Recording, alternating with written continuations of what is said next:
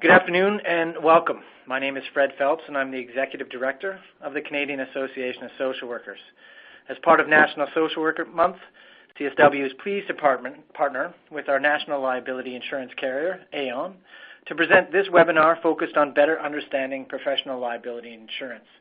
Today's webcast will be in two parts. The first half will be a presentation followed, about a half-hour presentation, followed immediately by a question and answer period that I will moderate. So in this regard, if you have questions during the presentation, please submit them. You can type them in, and I'll do my best to have the presenter answer them directly during the Q&A portion. So without further ado, I would like to introduce Bill Durham. He is the CSW Account Executive for our National Liability Program. Bill? Thank you very much, Fred, for that glowing introduction. As you heard, I'm the account executive who takes care of the CASW Liability Program, the Liability Insurance Program, and today I'm going to talk about a variety of things with regards to liability insurance and the program itself, as well as just other insurance programs out there. So first of all, what is professional liability insurance? How is it different from commercial general liability insurance, which most people know about through through regular business insurance policies, and what are some of the things you need to keep in mind about each of the types of liability insurance. I'll then talk about how having liability insurance, particularly having your own insurance, can help your practice. Section 3, what about my employer's insurance? We'll talk about when employer's insurance will cover you and some of the times when it can leave you without the protection you need in certain situations. Then we'll go over the various sources of where you can get the insurance, and the types of, the costs you're going to incur, the types of coverages that are in and that you should be looking for. And finally, at the end, some things you can do to prevent claims from happening and to lessen the severity of those that eventually do happen. So first of all, I guess to better understand liability insurance as a whole, it helps to go back to the concept of negligence to see why these kinds of insurance were created in the first place. In terms of types of law out there, you'll run into contract law, which is obviously dealing with written agreements between two individuals. More often than not, you're going to run into tort law, which is it talks about the responsibilities that have been placed on individuals towards each other, either by common law or civil law. So the concept of negligence really plays into why insurance is needed. So simply put, negligence is doing something that a reasonable and prudent person would not do in a situation, or conversely, not doing something that same reasonable and prudent person would do given the same situation for both of you. To prove negligence, you really need three conditions to be in place. Number one, that you owed a duty of care to another party. Number two, you breached that duty through your negligence, and this is the most important one here, the third party suffered damages as a result of that breach of duty. So because of negligence and because of those, the imposition by the courts of damages on those who do breach their common law duties, two main types of insurance, liability insurance, were developed. Professional liability, or PLI, covers you against allegations that you gave someone bad advice or you failed to give them the advice that you should have given them, and that other person suffered a financial loss as a result. For example, they may have felt that after seeing you, they needed to go see another service provider. They incurred some extra costs, and now they want you to reimburse them. Some malpractice type policies even include, they also cover bodily injury to another person as a result of faulty professional services rendered. The second type, commercial general liability, comes into play when a third party alleges that they've suffered bodily injury and or property damage as a result of the way you, your employees, or anyone else is covered by the policy. And we'll get to that, the broad definition of who's covered by a commercial general liability policy in a while. So if they suffer those damages as a result of how you conducted your business. Good example of this is a client who comes to see you, trips on a loose step in your office and breaks your collarbone and then sues you for the pain and suffering that they incur afterwards. So while the two policies kind of sound fairly similar, there are some key differences to keep in mind. The big one is who is an insured. And a PLI policy, professional liability, I'm just going to say that because it just saves me some fatigue. The named insured and on occasion the employees of the named insured are covered. That depends on the insurance company involved and the type of policy wording they've put in, so it definitely serves to check. Commercial general liability policies, on the other hand, have a very broad definition of who qualifies for coverage. That includes the named insured, their employees, can include their spouses, children, and even contractors if they've agreed to take on their liability as part of a contract.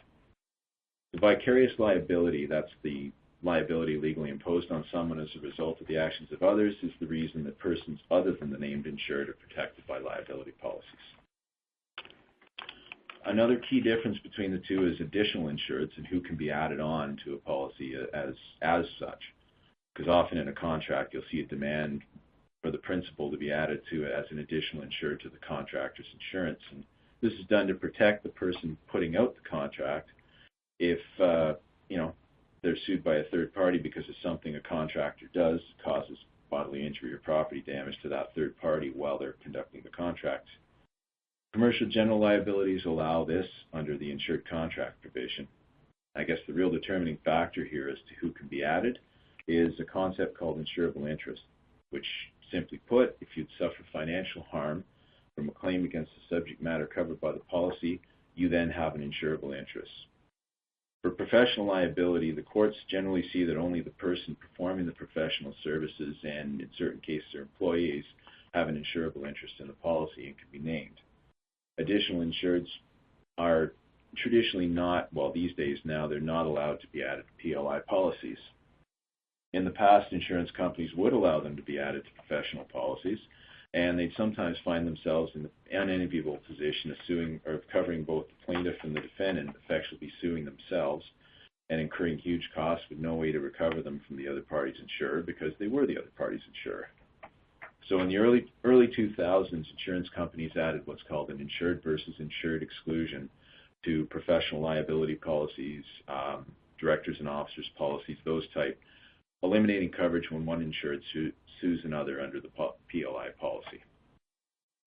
So I know that sounds fairly complex. A simple way to put it, if I was to sign a contract with Fred that required me to add him to my professional liability policy as an additional insured, and I then did substandard work and he had to pay more money to get someone to fix my mistakes, there'd be no coverage under my policy if Fred sued me. He'd have no hopes of recovering his costs, especially because I have a kid starting university in September. Cue laughter, Fred. Cueing. Other things to remember on these two. Commercial general liabilities policies specifically exclude professional liability claims. So just because your employer or you as an individual might just have a CGL doesn't mean your professional activities are necessarily covered. Conversely, bodily injury and property damage to another party are often excluded by professional liability policies. So if you're in private practice or work on contracts, even if your contract work's done on a casual basis outside your regular employment, you need to have commercial general liability insurance to be fully protected. Defending a lawsuit, even a groundless one, costs a lot of money. It's about $5,000 on average just to get past a statement of claim, even if the issue is ultimately dismissed without anything going on. Luckily, both PLI and CGL provide coverage for defense costs. And in addition, because you have a provincial regulator that clients can complain to, you may find yourself needing a lawyer to represent you in a disciplinary hearing. These costs are not covered by a CGL, and they're often excluded under the basic coverage of professional liability insurance as well. So you need to make sure that legal expense insurance is part of your coverage package. And finally, coverage under commercial general liability policies often extend to your business activities anywhere in the world. Professional liability is almost always limited to your country of residence. So if you intend to work outside the country, I do get this question a lot from various professions that we insure, whether it be social workers, counselors, even chiropractors. If you intend to work in the U.S., you'll definitely need to get insurance there and in virtually any other country in the world that you may find yourself working. So how can this insurance help my practice? Well, having your own insurance helps you in your practice in a number of ways. First and foremost, It makes you compliant with the insurance obligations that are placed on you by your provincial college or whatever the governing body is called in your jurisdiction. It can allow you to operate your own private practice or at least take on outside contract work by helping you meet the insurance provisions found in contracts for service. If the insurer includes them, legal fees to defend yourself in disciplinary hearings are taken care of. And on certain programs, even those legal fees that arise from certain criminal charges coming out of your professional activities, those are covered. Be very careful, though. Not all insurers offer this extra coverage. Or if they do, a lot of them will limit it. Number 4, most important, the insurance belongs to you, not your employer. If you change jobs, the insurance follows you. If for some reason your insurer's cover or your employer's coverage is not covering you, this insurance will. So, what about employer's insurance? Well, as I mentioned earlier, due to the concept of vicarious liability, if you're an employee and are accused of professional negligence, your employer will almost certainly be named in the lawsuit. If the employer's insurance policy allows it, it'll respond to cover both of you, but the employer will have preferred status. Because of this, your degree of control over your defense will be less than if you have your own coverage. As well, the legal fees paid to defend disciplinary hearings and certain criminal charges are seldom picked up by an employer's policy, so this leaves you with the potential of a huge legal bill when all said and done if they don't agree to indemnify you outside their policy. In most cases, loss of earnings while attending court on a covered matter are not insured, so if the issue turns contentious, you could be docked pay for the time spent, as well as paying for your own lawyer. So in a nutshell, it's always advisable to carry your own insurance, even if your employer tells you they cover everything. So where to get this insurance? Well, there are only a few places for a social worker to get his or her own insurance here in Canada. You can go to your local broker, and they may be able to get you an individual policy, but because that policy won't be part of the program, pricing will be anywhere from a minimum of $750 to $3,000 more per year. There are other programs that exist out there, whether they be from individual brokers or part of other associations. Pricing ranges from $100 to $1,100 annually. These have fairly good coverage, but there's a little bit lower limits than others that are out there. And number 3, of course, my personal favorite, the CASW program.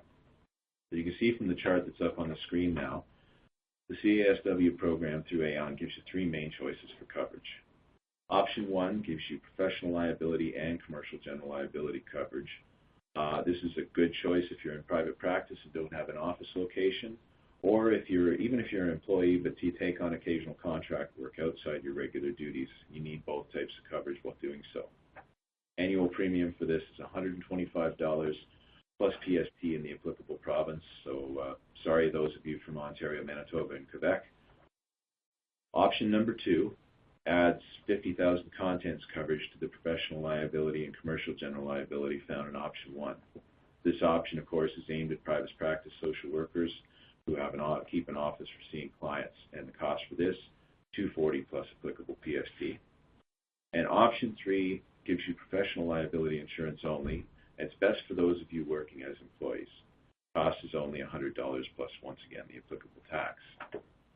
Thing to remember, all 3 options give you $5 million per claim for liability, whether it be professional or commercial general. And they also give you $200,000 of legal expense coverage for the disciplinary and criminal matters.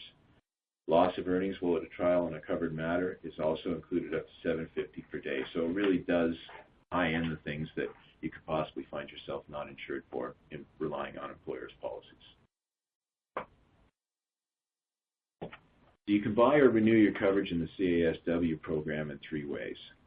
Follow the links found on CASW's website, www.casw-acts.ca.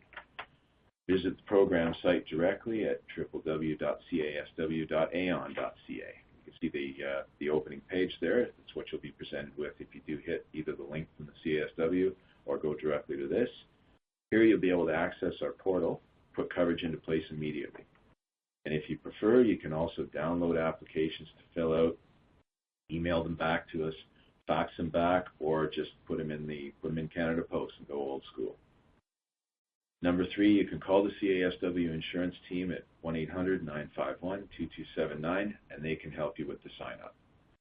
During the heavy renewal periods of May 1st and October 1st, might be a little bit of a wait time on the 1-800 line, so just be patient. Someone will pick up, and if you're having any trouble with the website, they'll be able to walk you through.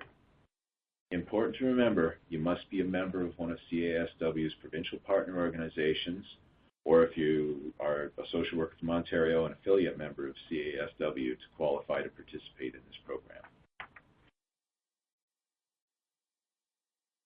So, after all that happy news, how can you prevent claims? Having insurance gives you protection when a claim happens, but anybody who's ever been through a claim know that they're not pleasant to deal with. They take up inordinate amounts of your time, and they weigh on your conscience. They cause uncertainty. Even if you know going into it you're in the right, after being beaten up by the other side's lawyer, a little bit of doubt might creep in, maybe make you a little hesitant in situations in the future. It just generally make your life miserable until they're done. So here's a few things you can do to avoid having a claim and to lessen the severity of those that eventually do occur. Number 1, if you have any questions, consult your provincial college or associations if you're wondering whether something you're doing or going to do fits within the scope of practice. Scope of practice is one of the most important factors in determining whether or not an activity would be insured under this program or under pretty much any other. Along with that, know your scope of practice. If you know your limits, you'll be less likely to cross them and find yourself in need of a lawyer. Number 3, if you are participating in the CASW insurance program, you also have access to legal advice from Bell Temple, one of Canada's premier law firms that focuses on social work. Upgrade your skills. Keep up to date on your continuing education requirements. Continuously upgrade. This has 2 benefits. You become a more confident and capable social worker and better serve your clients, and you strengthen any due diligence defense you may need to any potential allegations that may come up against you in the future. If you're not sure of your expertise in a particular situation, refer the client to a colleague who is certain of their expertise. Once again, comes back to knowing your limits. And now the last couple are probably the most important ones. Document everything and do it while it's fresh in your mind. What seems like an onerous task at the time will seem like it took no time at all when it saves you during a claim. And finally, keep those records for as long as provincial and federal law requires, and then keep them a little bit longer. Statute of limitations can be just a suggestion to some judges rather than a hard and fast rule, and this is particularly true when the client is under 18 years of age at the time of the alleged incident. You may find yourself needing these records a long, long time after you thought you would.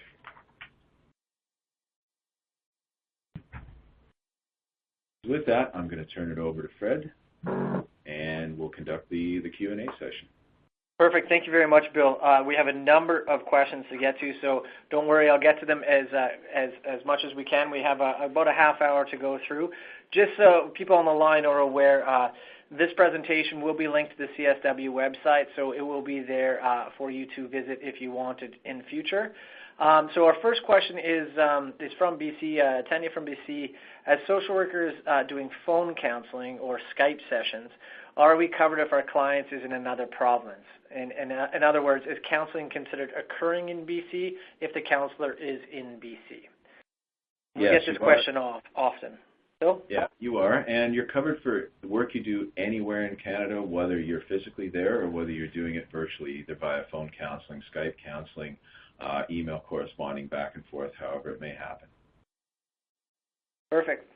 I think there's a few questions specific to the coverage plan. So if you want to head back to, I think, that slide, that would be great. One question is, do you need office contents coverage in Plan 2 if you have a home office and home insurance? Depends on how much of the contents of your office you designate as being specifically for business. Certainly, if you're writing anything off on taxes, writing off depreciation, claiming amounts that way, I would go for it. You also want to check with your home insurer as well to see if they're amenable to having you have the home office. Having these types of liability usually makes home insurers feel much more comfortable about you operating from your house. Okay, perfect. There's one along similar lines. My spouse does IT work for me. Do I need to notify Aon that he is an employee, in quotation marks, to ensure coverage if an issue resulted from his work? No, you don't. If there's an agreement, whether it be formal or just whether it's I guess it's I'm trying to think of the proper word here. Either a formal or a habitual agreement, something that can be seen, you because you have done something such a way in the past, the courts will see it as being a customary. That's the word I'm looking for. If there's a customary agreement, there's no need to notify us. Okay. For a professional who provides counseling through their employer and does not offer private counseling services, what plan would be best under Aon? So in other words, if I'm reading it correctly, providing services, but an employer probably has some coverage themselves. I would recommend Plan 3. Just verify with the employer that if a client were to sue you for bodily injury or property damage outside of a counseling situation, so if they were coming to see you, if someone trips over something you've got laying beside your desk while they're visiting the office and injures themselves, make sure the employer would pick up that coverage. 99.99 times out of 100 they do, but it's always best to verify. If that's the case, Plan 3, the $100 plan, would be the best. I think this is along the same lines, and I think your answer will be the same, but it's worth asking. I work on a contract for a non-profit organization. I meet clients in the community, either at their home or an agency. I have number 3 insurance with Aon. Is that adequate? Because you're working on contract, I would recommend, and you're also meeting people outside in various environments, I'd recommend upgrading for the extra $25 for Plan 1, then you get the commercial general liability in case there are any allegations that way have to be defended. Okay, perfect. This one is actually for me. I have a few more to get to here, but from your experience, Bill, what's the most claims you see? So I know from our end, from our work, that a lot of it is legal, but in the sense of what are the claims that you come through, especially from the social work insurance that you carry for us? Well, we'll see a variety of different things. We'll see allegations. There's some that will cross over, whether they be legal expense or whether they go into the professional liability. There's allegations of slander, defamation of character, improper service, holding out the client and or their someone else involved in the situation in bad light and diminishing their standing in the community. I hate to call it hurt feelings type of claims. In some cases they are. Some cases there's actually situations where people have inadvertently been shown in a different light, and that's why you have this insurance, to defend you, and if any damages are awarded against you by the courts, to pay those fees. We also see a lot of instances of defending disciplinary hearings, the occasional, I think maybe 1 or 2 criminal charges arising out, allegations of improper conduct and inappropriate contact, things of that ilk, and that's why you have this legal expense insurance. Thanks, Bill. I got a question here. I plan to retire from private practice in the next couple of years. What insurance will I need to have to protect myself if a claim comes up in the future? Great question, Pat. Best thing to do would be to contact the team at that 1-800-951-2279 number and get extended reporting period coverage. They will. What that does is, even though you're not actively practicing, it keeps your professional liability coverage going, because professional liability is written on a claims-made basis. That means there has to be a policy in force at the time the claim is first made and made known to you for coverage to exist. So if you've been retired for a couple of years and someone comes and says, you counseled me back 3 years ago, and as a result, my life has just fallen apart. The advice wasn't proper for my situation. I've had to incur all kinds of other costs and expenses, and now I want those paid back. If you don't have the extended reporting period coverage, there is no insurance available. So I would definitely recommend getting the extended reporting period. Just as an aside, if you do have commercial general liability, it's written on an occurrence basis. So even once you're done practicing, if someone says, yeah, I tripped in someone's office 10 years ago and I've had chronic shoulder pain ever since, that commercial general liability policy from that 10-year ago time will respond. Not so with the professional liability. Thanks, Bill. This is a great question we get often here at CSW. People that are working for the government, maybe child protection or family services, they do a lot of visits with clients in homes. Often, when I worked on the front line, I thought I was covered by the government. But knowing now what I know now, what plan, I guess, would you recommend for government workers that may have some coverage through their employer, but should have some to protect themselves? Once again, it goes back to the previous answer. Verify whether or not commercial general liability exposures would be covered in cases where you're out visiting or in the field, or even when someone's visiting you in an office. At the very least, Plan 3. If there's any question whatsoever in your mind whether the commercial general liability exposures would be picked up by your employer, go for Plan 1. Okay. This is a good question, and I hope I ask it correctly. If not, please type it back in later. In private practice now with coverage, 15 years earlier working with the government, and presently a client is suing the government regarding negligence over their care at the time. The person is not named in the suit directly right now, but has involvement in the case. Government lawyer asking question, does my insurance cover this now? Yes, it will. You just have to make sure that you notify your insurer before the end of your current policy term that something has come up that may at some point lead to a claim. It's not going to adversely affect you if it doesn't lead to a claim. It will adversely affect you if it does and you haven't reported it. There won't be any coverage unless you report it. All right, and this one might be more of a legal question, but I'll ask it and see where you go with it. Are scratch notes, so notes, not formal notes, but scratch notes acceptable in your workload if it does not allow you to keep up to date with documentation? So basically reframing, you have a heavy caseload, your workload is such that you can't keep up with documentation, formal documentation. Would scratch notes be acceptable? Yes, they would. There's no question. I mean, any documentation is preferable to none. Best practice would be to try and put it into some kind of formal setting as quickly as you can, but understanding that caseloads can be pretty heavy. You know, we go through times of the years in this industry as well where, you know, I'm still catching up on stuff from 2 months ago from a couple of rushes that I had. So, yes, as I said, any documentation is better than none, and it helps the defense. Excellent. This is a great question, too, and one I haven't came across yet, so I'm interested for your answer. Can you claim your insurance policy on your income tax if you are not in private practice?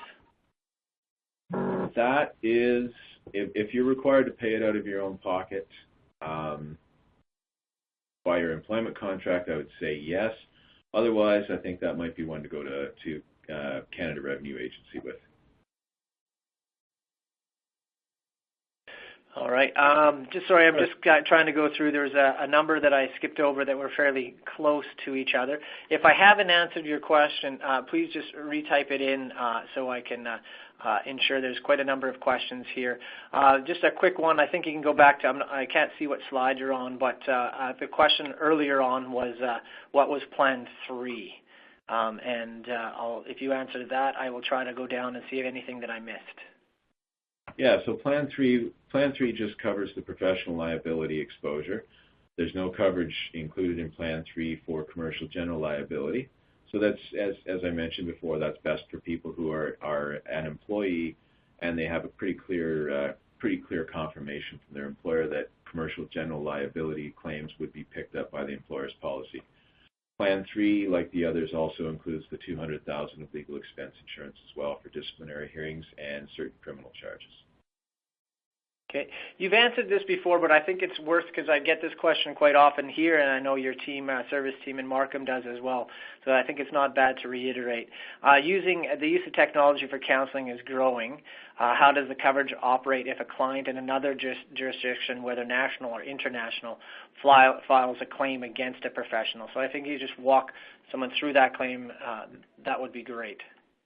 Yeah. So if they're in Canada as long as that type of counseling is recognized by your provincial authority as within scope of practice, which I believe, to my knowledge, Fred, I don't think there's any, whether it be a college or association, that does not recognize that at this point. As long as it's within the scope of practice and it's in Canada, automatically covered. In terms of international, as long as the lawsuit is brought in Canada against you, then there is coverage. If you're doing counseling with someone in, say, Texas, and they try and bring a lawsuit in Lubbock District Court, there will be no coverage under this policy. Okay, thank you very much. And just a quick question here: what is the annual aggregate in Plan 1? Annual aggregate is $5 million. $5 million per year, and that's the same with Plan 1, 2, and 3. Perfect. Well, I don't know if you have any, if there's any more. I'll wait a second to see if there's any more answers or questions that are coming up. Oh, there's one more. Can you buy professional insurance if you retired and did not have insurance before you retired? I have a non-practicing registration. Thank you very much, Dolores. Want me to repeat that again? Yeah, no, I've got it. If you didn't have insurance prior to retiring and you want insurance, you want to buy insurance now. One of the provisions within professional liability insurance is called the retroactive date, and it's just sort of a thing of, I guess it prevents what we call out of the barn, horse out of the barn coverage, where you buy the coverage, after a potential event has happened. Really, the requirement is there where the insurance will only cover back to the first date that you bought continuous liability coverage. So I guess in this particular case, the answer would be no. There would have had to have been some professional liability coverage in place in the past. Okay. And another good question that comes up often here, and I'm going to add to it, but the question is, I supervise Practicum students. Does this insurance cover me? That's the first question. The tag on that I'd like to add is, if you're having Practicum students, is it good practice for you to require them to have liability insurance? If it's available for them, yes. There's also an add-on you can put in. It's not specified in the chart here. I believe it's $25 per year per student, where you can add them on to your liability insurance. Yeah, I believe that's correct. When you have them under your supervision. And if you need that $25 coverage to have a Practicum student covered under your supervision. Yes, you do. Okay. Well, perfect. Oh, good. And what if you're a mentor? What if you are mentoring not being paid? So if you're mentoring somebody, maybe a volunteer position. I don't know if that's linked to the Practicum insurance, Practicum question. I think it might be more of if you're mentoring somebody and not being paid for that, would that mentoring be covered if you have liability insurance? I would think if someone that either you or the mentee was treating were to come back and allege professional malpractice on your part, yes, you would be covered. Okay. Perfect. I think maybe we'll wait a couple of seconds here to see if there's any questions that we've missed from the audience, and I'll just wait another moment or two. But I'll take a moment to thank you very much, Bill, for taking your time to present this, and for Aon for sponsoring this. I think here at the office we get a number of questions each week when it comes to insurance, and it's good to have this on record and have a resource in which that we can send people to get a better understanding of insurance. So seeing as no more questions coming in right now, thank the audience for attending, thank Bill for presenting, and I hope everyone on the line is having a great National Social Work Month, and it was a pleasure to bring this to you today. Have a great rest of the month. Take care. Yes, thanks, everybody.